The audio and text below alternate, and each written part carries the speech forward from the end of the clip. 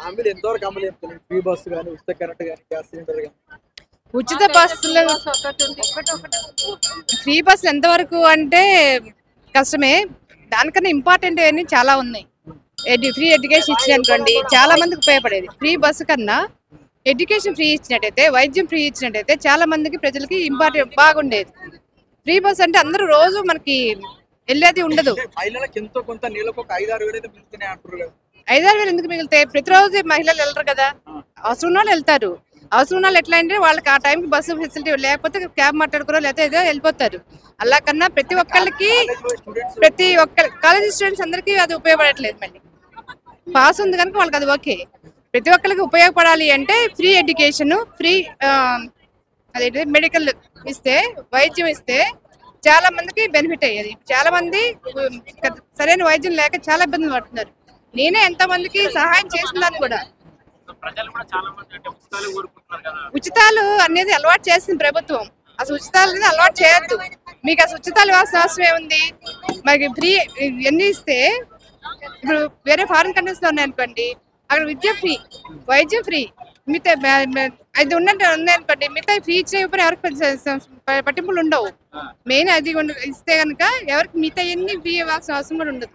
Free అని ఇచ్చేసి మీ జనాలు ఒక విధంగా లేజీగా చేసి ఉండొచ్చు. ఇప్పుడు ఇక్కడ ఉన్న చాలా మంది మహిళలు కూడా మాకు 2500 ఇస్తున్నారు నెలకు, ఎక్కడి నుంచి ఇస్తారండి? తులం బంగారం ఇప్పుడు ఇస్తారు, కరెక్టే. ఇప్పుడు ఎక్కడి నుంచి ఇస్తారు? మనకు ఒక స్టోరీ ఉంది చదువుకున్నప్పుడు. గొర్రెకి ఉల్లని కమ్మలు కప్పుతాడు. కమ్మలు కప్పారు, నాకు ఫ్రీగా ఇచ్చాడని అనబడతా. ఆ కమ్మలు ఎక్కడి నుంచి వచ్చింది? దాని గొరికే కదా చేసి ఇచ్చేది. ఇప్పుడు అట్లాగే మన ట్యాక్స్లు పెన్లా వీళ్ళు చేసి మనకే ఇస్తున్నారు తప్ప ఎవరి జేబుల నుంచి ఇవ్వం కదా. అది అట్లా అలవాటు అయిపోతే ఫ్యూచర్ లో మనకే ఇబ్బంది. ఫ్రీ స్కీమ్ అన్ని బంద్ చేయాలంటారు. ఫ్రీ స్కీమ్ అన్ని బంద్ చేయమని చెప్పను. ఏదైతే ఉపయోగమో అందరికి 100% ఏదైతే ఎవరికైతే ఉపయోగపడుతుందో అది ఇమ్మంటున్నాను. అందరికి ప్రతి ఒక్కరికి విద్య కనుక మనం ఫ్రీగా ఇచ్చినట్టయితే వాడి కాలం మీద వాడు నిలబెడతాడు. సెల్ఫ్ ఎంప్లాయ్మెంట్ పెరుగుతుంది. వాడు సెల్ఫ్ ఎంప్లాయ్మెంట్ పెరిగినప్పుడు ఏంటి, వాడు ఇంకొకరు నలుగురికి ఉద్యోగం ఎంప్లాయ్మెంట్ చూపించగలుగుతాడు. అలా తయారు చేయాలి జనాల్ని. సో ఆ విషయంలో ఇప్పుడు రేవంత్ సర్కార్ వచ్చిన తర్వాత 54,000 పైన పైజీలకు ఉద్యోగాలు ఇచ్చినామని అంటున్నారు. ఉద్యోగాల కల్పనలో గవర్నమెంట్ గా తెలియాలండి. అది అంత డీప్ నేను వెళ్ళలేను. అది గవర్నమెంట్ తెలియాలి. ఎంతమంది ఇచ్చారు అనేది కాదు. ఉద్యోగాలు ఇచ్చారు, గవర్నమెంట్ నుంచి ఉద్యోగాలు ఇచ్చారని కాదు. సెల్ఫ్ ఎంప్లాయ్మెంట్ వాళ్ళకి కాన్ఫిడెన్స్ పెంచే విధంగా మనం ఎడ్యుకేట్ చేస్తే వాడు బతుకుతూ 10 మందిని బతికించగలుగుతాడు. సో ప్రత్యేకంగా ఇది మహిళలకు సంబంధించిన కార్యక్రమం కాబట్టి మహిళా సమాఖ్యలు ఎట్లా ఉన్నాయి అంటే వాళ్ళు హ్యాపీగా ఉన్నారా? వాళ్ళకు కూడా మహిళా సమాఖ్యలు చాలా వరకు హ్యాపీగానే ఉన్నారు. కొన్ని వస్తున్నాయి. వడ్డీ లేని రుణాలు అయితే లేవు, కానీ పర్లేదు. వాళ్ళకి ఏదైనా బిజినెస్ పెట్టుకోవాలంటే ఈజీగా రుణం వస్తుంది. అదొకటి ప్లస్. ఏంటంటే ఎటువంటి డాక్యుమెంటేషన్, కొలెక్టరల్ సెక్యూరిటీ లేకుండా లోన్ లక్షలు ఇస్తున్నారు. అది బాగుంది.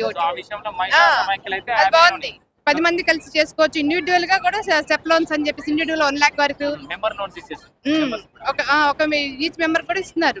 అట్లా చిన్న చిరు వ్యాపారస్తులకి ఏదైతే ఉందో, వ్యాపారం ఏదైతే ఉందో వాళ్ళకి బెనిఫిట్ అవుతుంది. సో మీరు ఏమి ఎక్స్పెక్ట్ చేస్తున్నారు నెక్స్ట్ తర్వాత 2-3 ఏళ్లలో కూడా మిగతా వాళ్ళు? గవర్నమెంట్ నుంచి ఎక్స్పెక్ట్ చేసేది ఏముందండి? ప్రజలకు 100% ఉపయోగపడేవి పథకాలు ఏమైనా పెట్టమని చెప్తుంది. అది ఫ్రీయా లేకపోతే చార్జ్ చేస్తారా అనేది కాదు. వాళ్ళని ఎట్లా కాన్ఫిడెంట్ గా ముందుకెళ్ళాలి అది మనం చెప్పలేమండి. అది ఆయనకు ఉన్న ఛాలెంజెస్ ఆయనకు ఉంటాయి, దాన్ని మనం చేయలేము. ప్రజల వైపు నుంచి కూడా సహకారం ఉండాలి.